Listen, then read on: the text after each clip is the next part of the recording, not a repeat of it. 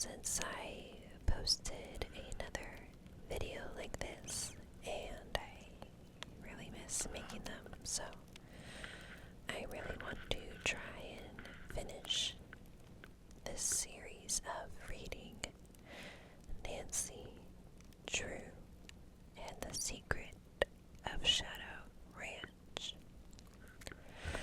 My name is Cozy Sleuth, and I love all things Nancy Drew. Whether it's the books, the computer games by her, interactive, movies, TV shows, anything like that. I grew up playing Nancy Drew games, reading her books, collecting books. Just one of my favorite hobbies, and I also love ASMR, so why not combine the two? I believe I left off with chapter 4 of The Secret of Shadow Ranch. The Secret of Shadow Ranch is my all-time favorite computer game by her interactive, so I wanted to start off with this one, even though it's technically number 5 of the series, or mystery stories. But let's begin where we left off.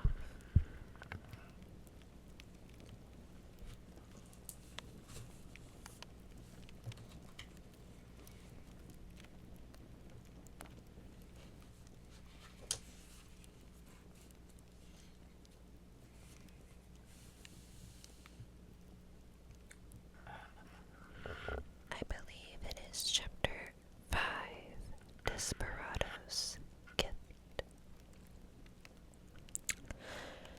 Thinking quickly, Nancy jumped aside and toppled a tower of baskets into the thief's path. With a cry, he stumbled among them and pitched forward, the bag of loot flying from his hand. "Help!" shouted Nancy as she ran into the street and picked up the paper bag. "Sheriff!" The man scrambled to his feet and, kicking the baskets aside, darted into a narrow passage between 2 stores. At the same time, a young girl and a man ran from the coffee shop next door. "What happened?" cried the girl. "I'm Mary, dear." Quickly, Nancy told her about the thief. "My shop robbed," she exclaimed. "Almost robbed," said Nancy, smiling and handing over the brown paper bag. As the girl thanked her warmly, George, Dave, and Sheriff Curtis and a few merchants ran up. Nancy repeated her story rapidly and described the thief. He wore a black handkerchief over his nose and mouth, was in shirt sleeves, and had on dark trousers. As the man dashed into the passage where he had vanished, Nancy turned to the Indian girl. She was wearing a vivid red beaded dress and had glossy black braids over each shoulder. Nancy introduced herself and George. Gratefully, Mary, dear, said, "You were wonderful to get this back to me, Nancy. I would love to give you a reward." "That's not necessary. I'm glad I could help." Mary, dear, invited the girls into the shop, which was cool and smelled of leather goods. To one side stood a long glass case containing shelves of jewelry. One front panel was open and a shelf was empty. "There's no lock on the case," Mary explained. "I guess I shouldn't have left the shop open, but I never expect customers this early." Then she added, "Where are you from? You don't sound like a Westerner." Nancy explained that she was a visitor at Shadow Ranch. The Indian girl smiled. "Then I have the perfect reward for you." She reached into the paper bag and took out a small gold object. It was a lady's old-fashioned watch on a fleur de pen. "How beautiful!" Nancy exclaimed. "But I can't accept. Surely you can sell the watch." Mary Dear shook her head. "This is not for sale. I've had it on display at my antique jewelry case. Since you are from Shadow Ranch, it shall be yours." "But what has the ranch have to do with it?" Nancy asked curiously. The Indian girl explained that the watch had been a gift to Francis Humber from her outlaw sweetheart. "Here is his initial," she said, and pointed to a V, and the date, June 1880, inscribed on the back lid. Then she turned the watch over and showed Nancy a heart inscribed on the front. "That was Valentine's symbol," said Mary Dear. "Legend says he used it on personal belongings like his belt buckle and rings. Even the brand on his horse was a heart." "He sounds like a romantic man," remarked Nancy. Mary agreed. "He left Frances a treasure," she went on, "but she never received it." "A treasure," Nancy said. "What was it?" Mary shrugged. Valentine's will merely stated that his personal fortune was to go to Frances and her heirs. The will did not tell where or what the treasure was. Some believe it was hidden on Shadow Ranch. Nancy's heart leaped with excitement. Maybe this could explain the sabotage at the ranch. "Someone wants to force the Raleighs off the property in order to search for the treasure," she thought. "Do many people know about this?" George asked. "Nearly everybody around here has heard Valentine's story, except the part about the treasure being hidden on the ranch, which is something that only a few old-timers believed." Mary shook her head. "I doubt that the present owners of Shadow Ranch has ever heard about it." Carefully, Nancy examined the gold watch. Perhaps there was a clue to the treasure in it. She pressed her nail against the edge and opened the lid, revealing the worn base of the watch. "It still works," said Mary. "The back lid opens too." Nancy was disappointed to find that there was no picture or inscription inside either place. "Where did you get the watch?" she asked. "It was a box of things I bought at an auction," the Indian girl replied. She explained that the items had belonged to an old resident of Tumbleweed, Miss Melody Phillips, who had been a girlhood friend of Francis Humber. She died in the East, and her parents, who still lived on the ranch, gave these mementos to Miss Melody. I know this history because it was written on the cover of the box. "Do you still have it?" Nancy asked eagerly. The Indian girl shook her head regretfully. "I threw the box and the other items away, since they were worthless. You must take the watch, Nancy," she asked earnestly. "Please." Not wanting to hurt the girl's feelings, Nancy consented. As she was thanking her, Dave strode into the store.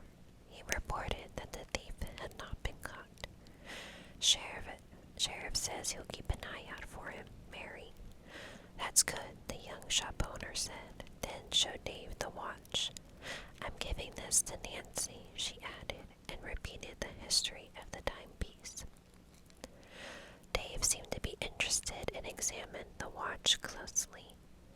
When he returned it, Mary pinned it shyly to Nancy Nancy's blouse. As the girls were leaving the shop of Dave, Nancy noticed a small pastel drawing popped up on the counter. "What a beautiful scene," she remarked. Nancy asked it was the work, or Mary said it was the work of an artist who lived on Shadow Mountain. Struck by the lovely western landscape, Nancy bought the picture. When the group walked outside, Nancy saw a tall man in a black jacket and pants seated on the bench under the cottonwood tree. He wore a black 10-gallon hat, and his light brown eyes followed Nancy as she passed him. It seemed to her that his gaze was fastened on the watch. Could he be the frustrated thief? Could he be? Let's see. He might have left his coat and hat somewhere, Nancy reasoned, and put them on again after his escape. But why should he be interested in the watch unless he's after the treasure and hope to find a clue in it? As Dave drove out of town, Nancy saw the tall stranger staring after them. The name on the ranch is on the side of the truck, she thought uneasily. If that man is after the watch, he'll know just where to find me. Halfway to the ranch, the girls pointed out the Indian cliff dwellings high on the mountain slope. Nancy asked if this was the area once owned by the Humbars, and Dave nodded. A good place to look for curios like pieces of pottery, George remarked. "You girls stay away from there," he advised sharply. When Nancy asked why, Dave explained that the stairs leading up from the valley floor were worn and broken. "Very dangerous," he said. When they reached the ranch, Dave parked the truck at the stable. The girls heard laughter coming from the corral and saw Tex Britton perched on the fence. Bess was mounted on a brown quarter horse and holding a coiled lariat. "Watch me," she called. "I'm learning to rope a steer."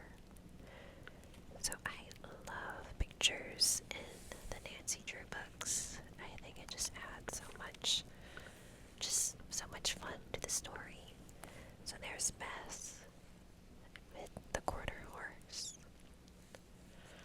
I love, this definitely reminds me playing the game of Shadow Ranch, where in order to go to different places of Mary Ossie's store or the cliff dwellings and then something place else, oh my goodness, I can't remember, but you have to pass a certain test by text, and I would cheat.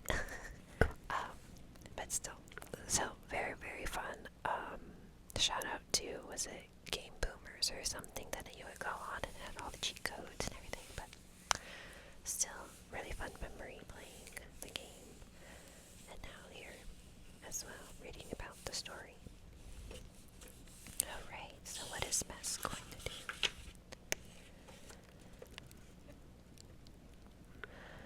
Alright. Oh, Nancy and George walked over and saw Bud Moore put his hands on his head like horns and prance in front of Bess's horse. "Come on and rope me, partner," he said. Bess frowned, bit her lip, and managed to get a noose twirling. Then plop! It dropped over the head of her own horse. Tex gave a piercing whistle. George and Nancy burst into laughter while the steer helped blushing Bess dismount. "Never mind," said Nancy. "You didn't want to be a cowboy anyway." As the boys called joking remarks about the next roping lesson, the girls walked off together. At the house, Nancy told Bess, Aunt Bet, and Alice all that had happened in town. She showed the watch and related its story. "Shorty Steele is the one who told us the legend of the Phantom Horse," said Aunt Bet, "but he never mentioned the treasure. Maybe he doesn't know that part of the story."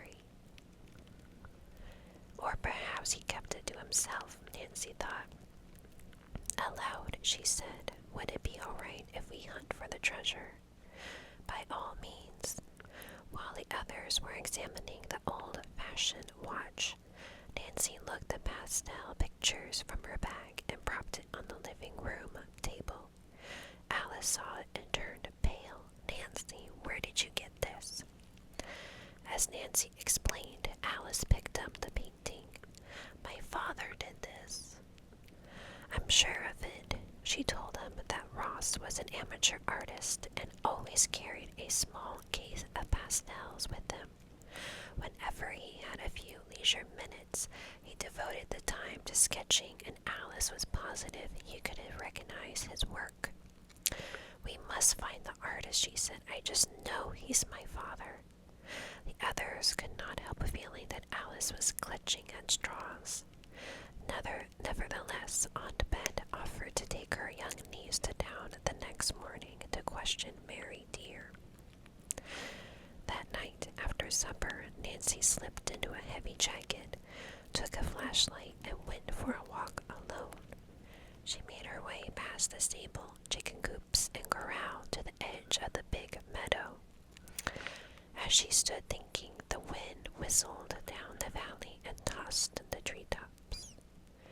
Chief came padding over from the stable and nuzzled her hand. Nancy turned and looked back. There was a light shining through a crack in the spring house wall. "Who be there now?" she wondered. As she hurried to investigate, one foot stepped on a large twig. Crack! In a moment, the light went out. Her sleuthing instincts aroused. Nancy tiptoed to the door, pulled it open, and shone her light inside. Empty, empty, empty.